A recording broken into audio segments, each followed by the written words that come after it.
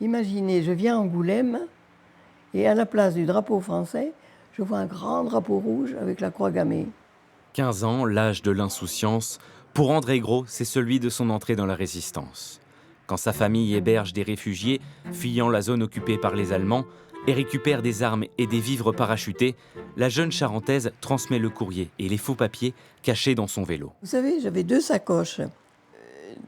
Pour que la sacoche soit rigide, il y avait un carton au fond. Je mettais mes lettres dessous. Non, j'avais pas peur. C'est prétentieux ce que je vous dis, mais j'étais inconsciente. Ces actes de bravoure sont stoppés net en mars 1944. La Gestapo débarque à la ferme familiale. André Gros est arrêté et envoyé en prison où elle sera torturée. Angoulême, ça a été terrible. J'étais battue. J'étais battue. C'est une Allemande qui était dans la prison, qui s'occupait un peu de nous.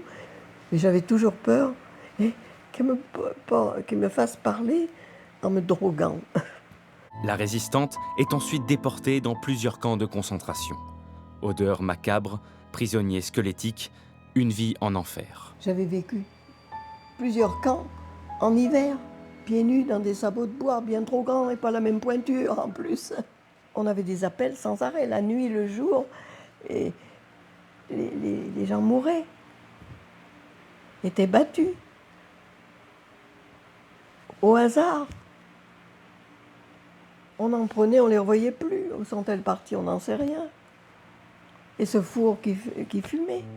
Au moment de la déroute allemande, elle est envoyée dans le cortège des marches de la mort en direction de la Tchécoslovaquie.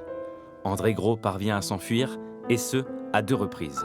Le 1er juin 1945, la jeune Charentaise est de retour au pays. Depuis, elle raconte son histoire et garde vivante la mémoire de ceux qui ne sont jamais revenus, comme cette tenue de déportée qu'on lui a donnée et qu'elle conserve précieusement dans son appartement. Peu d'hommes avaient cette tenue-là. Attendez, regardez. Moi, j'avais 43 069. Tenue toute sale comme ça. Vous vous rendez compte? C'est une vraie.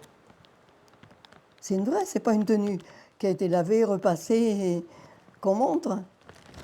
Regardez, dans l'état qu'elle est.